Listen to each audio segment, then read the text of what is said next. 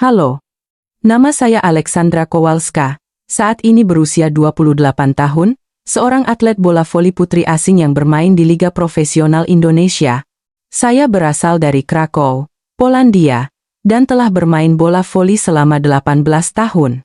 Hari ini, saya ingin bercerita tentang bagaimana saya bisa sampai bermain di Indonesia dan peristiwa yang mengubah takdir saya selamanya.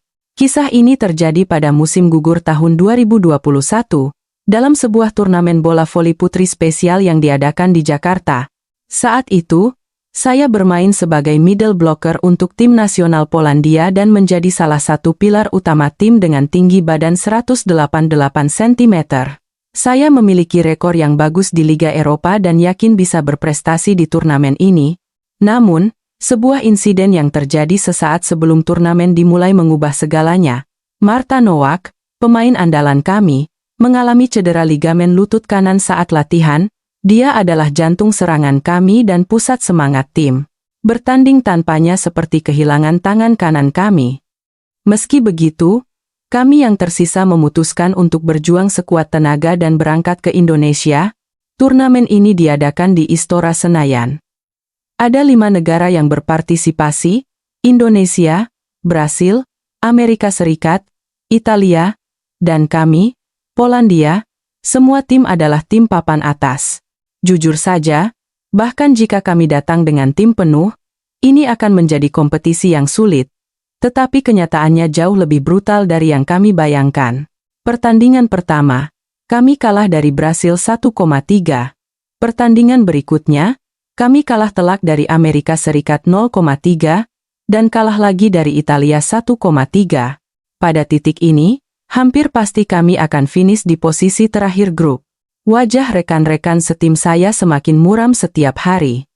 Di ruang ganti, tidak ada yang berbicara sama sekali. Lalu tibalah pertandingan penentuan takdir, melawan tim nasional Indonesia, sang tuan rumah. Istora Senayan penuh sesak dengan penonton. Tribun penonton diwarnai dengan warna merah putih, bendera nasional Indonesia, sorakan untuk tim Polandia nyaris tak terdengar. Permainan dikuasai oleh tim Indonesia dari awal hingga akhir. Kami mencoba berjuang sekuat tenaga, tetapi tim yang kehilangan pemain kunci memiliki batasan. Set pertama kami kalah 21,25, set kedua 19,25, dan set ketiga 22,25. Itu adalah kekalahan telak 0,3. Dalam pertandingan ini, saya hanya berhasil mencetak 3 poin dari pukulan smash dan tidak bisa memblokir serangan lawan sama sekali. Setelah pertandingan, ketika kami kembali ke ruang ganti, tidak ada yang mengucapkan sepatah kata pun. Sekarang, posisi terakhir di grup telah terkonfirmasi. Saya mengambil ponsel dengan tangan gemetar, dan melakukan panggilan video ke orang tua saya di kampung halaman. Ibu, ayah, aku tidak tahan lagi. Mungkin aku memang tidak punya bakat di bola voli, kataku sambil menangis terseduh-seduh di depan orang tua saya melalui layar. Selama 18 tahun bermain voli, saya belum pernah merasa begitu tidak berdaya. Malam itu, saya berbaring sendirian di kamar hotel, menatap langit-langit dan berpikir, mengapa kita harus datang sejauh ini ke Indonesia, hanya untuk menanggung malu seperti ini? Di luar jendela, gemerlap lampu malam kota Jakarta terlihat, tetapi keindahannya tidak bisa menyentuh hati saya sama sekali. Besok masih ada pertandingan terakhir melawan Kenya, tetapi itu tidak akan berpengaruh pada peringkat. Itu hanya pertandingan untuk melengkapi jadwal. Saya membenamkan wajah ke bantal dan berbisik pada diri sendiri, cukup sudah. Lebih baik aku berhenti bermain voli. Saat itu, saya tidak pernah membayangkan bahwa keesokan harinya, sebuah pertemuan yang akan mengubah hidup saya selamanya sedang menanti. Pagi berikutnya, saya bangun dengan hati yang berat seolah-olah ada timah yang menggantung. Semalam saya hampir tidak bisa tidur, terus berbolak-balik di tempat tidur. Ketika saya melihat jam, sudah pukul 7 pagi. Hari ini ada pertandingan terakhir melawan Kenya, tetapi sebelumnya, saya ingin meluangkan waktu untuk menenangkan perasaan saya. Saya merasa jika tetap di kamar, keputusasaan semalam akan kembali menghantui. Jadi, saya memutuskan untuk berjalan-jalan di Taman Damai Sentosa, yang terletak di dekat hotel tempat saya menginap. Saya ingin menghirup udara pagi yang segar untuk mengubah suasana hati. Taman Damai Sentosa adalah taman kecil di area perumahan, dengan pepohonan rindang. Sinar matahari pagi yang menembus dedaunan membuatnya terlihat sangat indah. Mungkin karena ini adalah hari kerja, hanya ada beberapa orang yang berjalan-jalan atau berolahraga di taman. Saya duduk di bangku dan menatap langit, sambil berpikir tentang apa yang harus dilakukan selanjutnya. Tiba-tiba, saya mendengar suara kecil dari belakang. "Permisi, kakak ini atlet bola voli tim nasional Polandia, ya?" Ketika saya berbalik, saya melihat seorang gadis kecil seumuran sekolah dasar berdiri bersama ibunya. Gadis itu berbicara kepada saya dengan bahasa Inggris yang sopan. Ibunya terlihat seperti wanita baik hati berusia awal 30-an, memegang tangan putrinya dengan lembut. Gadis kecil itu bernama Bunga, berusia 9 tahun. Di tangannya, ia memegang sesuatu dengan sangat hati-hati. Ketika saya melihat lebih dekat, ternyata itu adalah bendera Polandia buatan sendiri. Bendera itu terbuat dari kain merah dan putih yang dijahit bersama dengan rapi. Jelas sekali dia menghabiskan waktu untuk membuatnya dengan sungguh-sungguh. Satu lagi yang ia pegang adalah selembar kertas putih dengan tulisan besar dalam bahasa Indonesia. "Terima kasih." Dan di bawahnya, ada tulisan yang tidak bisa saya baca, yang kemudian saya tahu adalah kata dziękuję, yang berarti terima kasih dalam bahasa Polandia. Bagaimana bisa seorang anak berusia 9 tahun mencari tahu bahasa Polandia? Tulisannya mungkin sedikit miring, tetapi saya bisa merasakan usahanya. Ibunya menjelaskan dengan sopan, "Maaf ya, Mbak. Putri saya menonton pertandingan kemarin di TV, dan dia bilang ingin sekali mengucapkan terima kasih kepada Mbak Alexandra. Mohon maaf mengganggu pagi-pagi begini. Saya sangat terkejut. Pertandingan kemarin kami kalah telak. Itu adalah permainan yang dimainkan dengan sangat baik oleh para atlet Indonesia. Mengapa gadis kecil ini ingin berterima kasih kepada kami yang kalah?" Bunga berkata dengan malu-malu, tetapi berusaha berbicara dengan sekuat tenaga. "Kemarin kakak bermain dengan sangat keren. Aku melihat kakak berjuang sampai akhir, dan aku merasa itu luar biasa. Meskipun kalah, itu adalah pertandingan yang sangat indah. Aku ingin menjadi seperti Kak Alexandra suatu hari nanti." Saat mendengar kata-katanya, saya terdiam.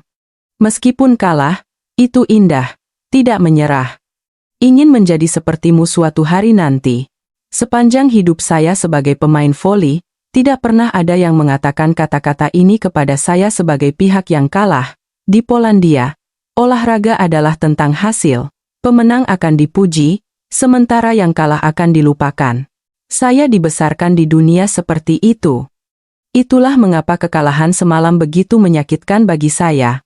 Tetapi gadis berusia 9 tahun ini berbeda. Dia melihat melampaui menang dan kalah, dan menghargai permainan kami. Dia mengatakan bahwa sikap berjuang sekuat tenaga itu indah. Ibunya menambahkan, "Putri saya sudah belajar bola voli sejak usia 6 tahun.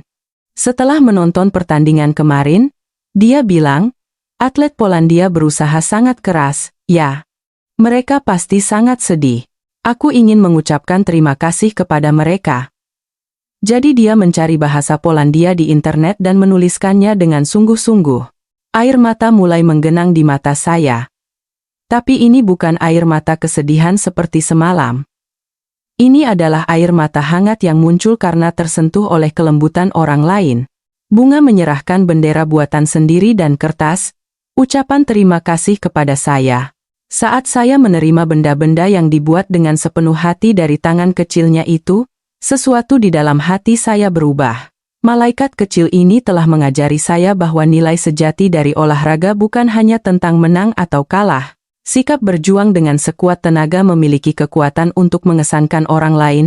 Saya berjongkok agar sejajar dengan mata Bunga, memegang tangannya, dan berkata dalam bahasa Indonesia, "Terima kasih." Wajah Bunga langsung bersinar. Setelah pertemuan dengan Bunga dan ibunya di taman, kami duduk dan mengobrol sebentar di bangku. Bunga menceritakan tentang pertandingan kemarin dengan antusias, meskipun masih sedikit malu. Setiap kata-katanya yang tulus perlahan menyembuhkan hati saya yang terluka. Tiba-tiba, Ibu Bunga berkata, jika tidak keberatan, apakah Mbak bersedia makan malam di rumah kami malam ini? Putri saya bilang dia ingin mengobrol lebih banyak dengan Mbak Alexandra. Saya sangat terkejut. Mengundang orang asing yang baru pertama kali bertemu ke rumah adalah hal yang tidak biasa. Tetapi wajah ibunya menunjukkan ketulusan. Jadi, saya menerima undangan itu dengan rasa terima kasih. Setelah menyelesaikan pertandingan sore harinya, saya pergi ke rumah keluarga Wijaya sesuai alamat yang diberikan. Pertandingan terakhir melawan Kenya. Kami kalah 2,3. Tapi itu tidak penting lagi. Bertemu Bunga pagi itu membuat hati saya terasa jauh lebih ringan. Rumah keluarga Wijaya adalah rumah 2 lantai di sebuah kompleks perumahan yang tenang. Ketika saya tiba di depan rumah, saya bisa mendengar suara obrolan bahagia dari dalam. Begitu saya menekan bel, Bunga berlari untuk membukakan pintu, menyambut saya dengan senyum cerah. Kak Alexandra sudah datang. Di pintu, tidak hanya ada Bunga, tetapi juga ibunya yang saya temui pagi itu, serta ayah dan neneknya yang baru pertama kali saya temui. Ayahnya adalah seorang pegawai kantor berusia awal 40-an yang sepertinya baru saja berganti pakaian dari setelan kerjanya.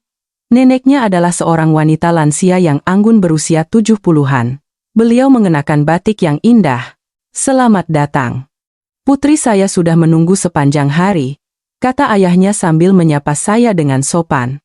Neneknya juga menyapa saya dan berkata, perjalanan jauh pasti melelahkan, ya. Hari ini kami sudah menyiapkan sedikit makanan, tapi dibuat dengan sepenuh hati untuk menyambutmu.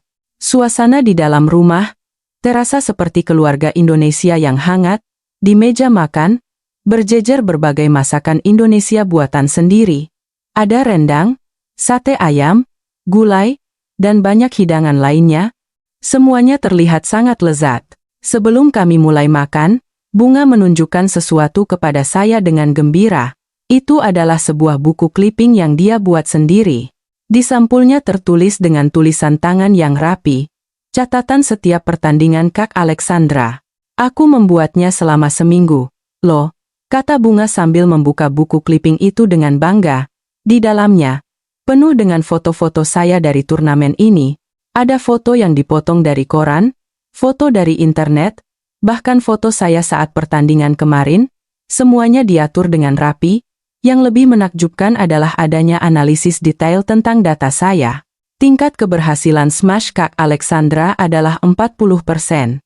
Angkanya mungkin tidak terlalu tinggi, tetapi permainan kakak yang selalu menyemangati rekan setim itu luar biasa.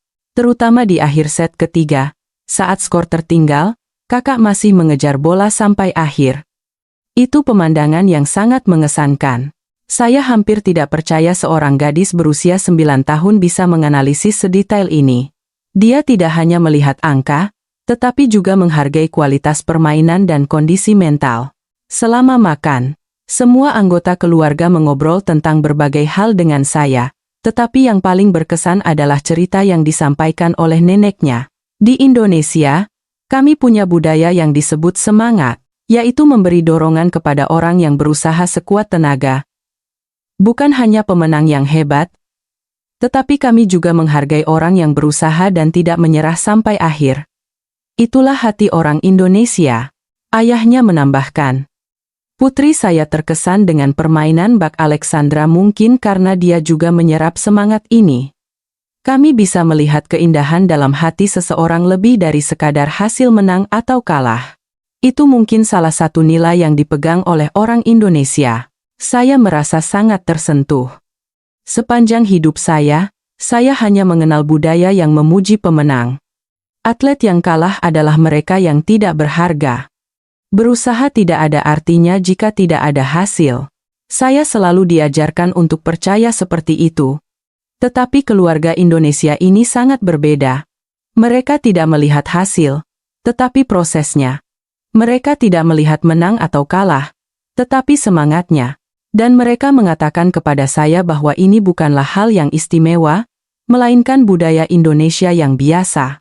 Akhirnya, Bunga berkata kepada saya, Kak Alexandra, lain kali harus menang.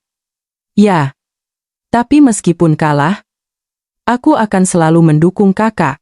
Karena orang yang berusaha sekuat tenaga itu yang paling keren. Malam itu, ketika semua orang di rumah mengantar saya pulang, perasaan di hati saya telah berubah total.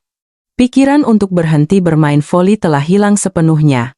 Setelah pengalaman hangat itu, saya kembali dengan perasaan yang sama sekali berbeda untuk pertandingan terakhir besok.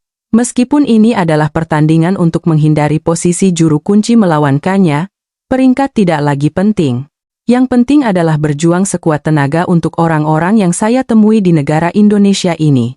Pagi hari pertandingan, saya bangun lebih awal dari biasanya untuk bersiap-siap.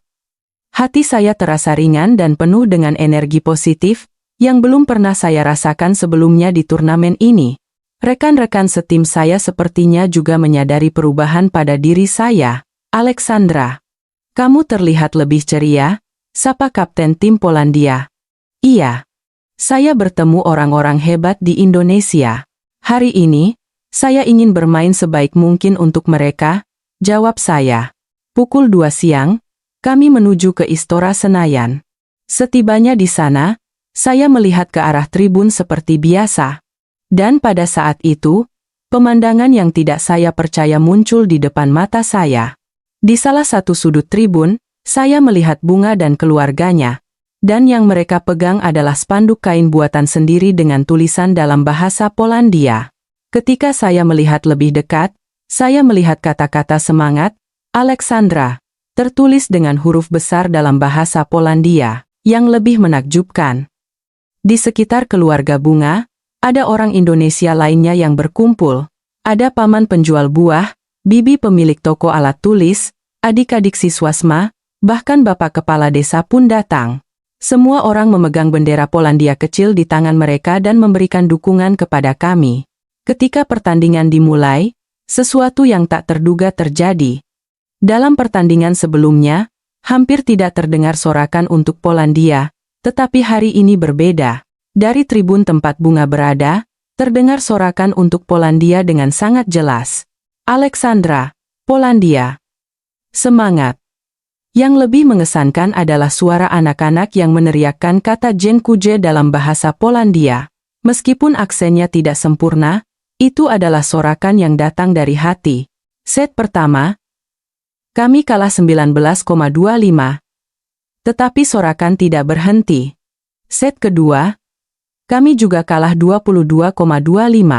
Tetapi setiap kali kami bermain sekuat tenaga, ada tepuk tangan hangat dari penonton. Dan di set ketiga, kami berjuang mati-matian hingga memimpin 20,18. Saat itulah, kesempatan emas datang. Setter memberikan umpan yang sempurna kepada saya. Saya melompat setinggi mungkin dan menggunakan seluruh kekuatan saya untuk memukul bola. Bola melewati blok lawan dan mendarat di lapangan. 21,18. Saat itu, seluruh stadion bergemuruh dengan sorakan. Terutama dari tribun Bunga, suaranya begitu keras seolah-olah kami berada di stadion kandang di Polandia. Saya mengepalkan tangan dan tanpa sadar membungkuk memberi hormat kepada penonton. Meskipun kami memenangkan set ketiga 25,21, di set keempat dan kelima kami kalah dengan tipis, membuat hasil akhir menjadi kemenangan 3,2 untuk Kenya, dan kami pun finish di posisi terakhir. Tetapi begitu peluit akhir berbunyi, sesuatu yang luar biasa terjadi. Seluruh penonton di stadion berdiri dan memberikan tepuk tangan untuk kami. Mereka memberikan tepuk tangan untuk tim Kenya, sang pemenang, dan tepuk tangan untuk kami, yang kalah, dengan cara yang sama. Saya menangis tak henti-hentinya. Sepanjang hidup saya, belum pernah ada yang memberikan tepuk tangan semeriah ini untuk pihak yang kalah. Dalam wawancara setelah pertandingan, saya tidak bisa menahan emosi.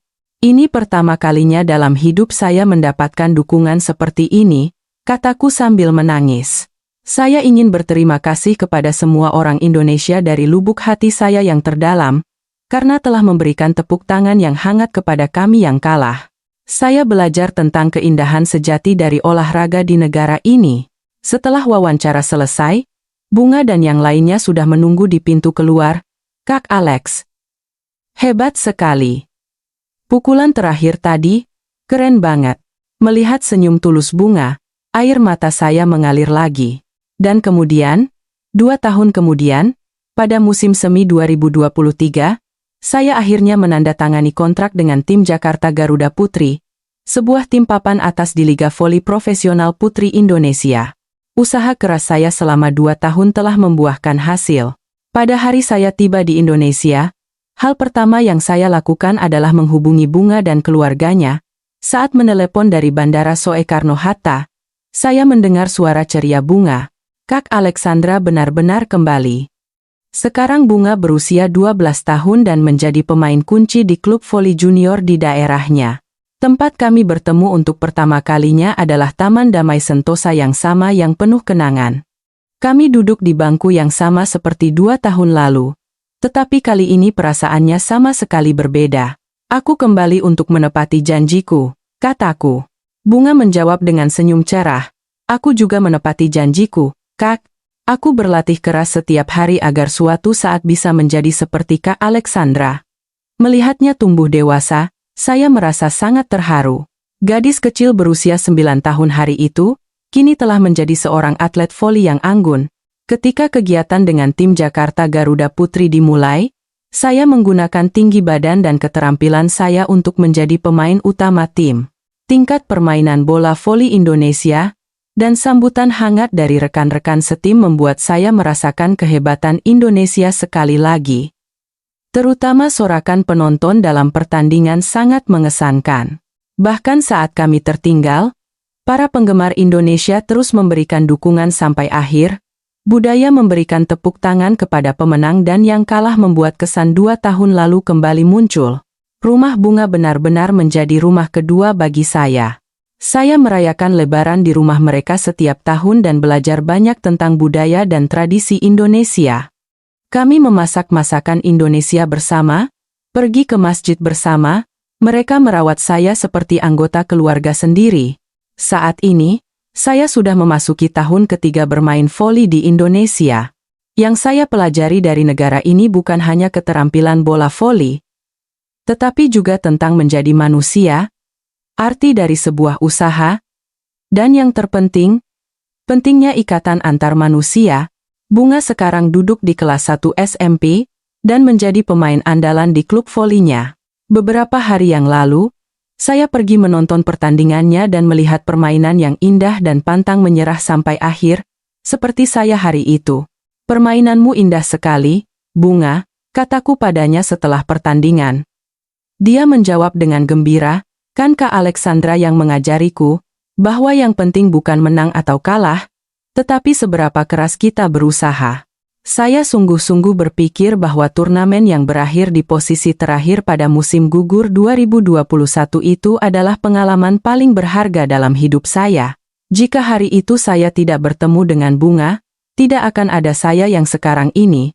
Akhirnya, saya ingin mengatakan kepada semua orang yang menonton video ini, bahwa orang Indonesia memberikan semangat kepada semua orang yang berusaha, bukan hanya kepada pemenang, tidak peduli seberapa kecil usaha itu, atau seberapa kecil tantangannya, mereka akan melihat dan menghargainya, dan hal itu telah mengubah hidup saya sepenuhnya. Sekarang, saya mencintai Indonesia dari lubuk hati saya. Ini adalah rumah kedua saya. Dan saya tidak akan pernah melupakan rasa terima kasih saya kepada Bunga dan keluarganya, warga sekitar, dan semua orang yang datang untuk mendukung hari itu. Nilai sejati dari olahraga bukanlah menang atau kalah, tetapi berusaha sekuat tenaga, tidak menyerah sampai akhir, dan meninggalkan sesuatu di hati para penonton. Terima kasih banyak untuk semua orang Indonesia. Karena kalian semua, saya masih bisa terus bermain bola voli setiap hari. Dan mulai sekarang, saya akan terus bermain sekuat tenaga untuk kalian semua. Terima kasih. Indeseranma,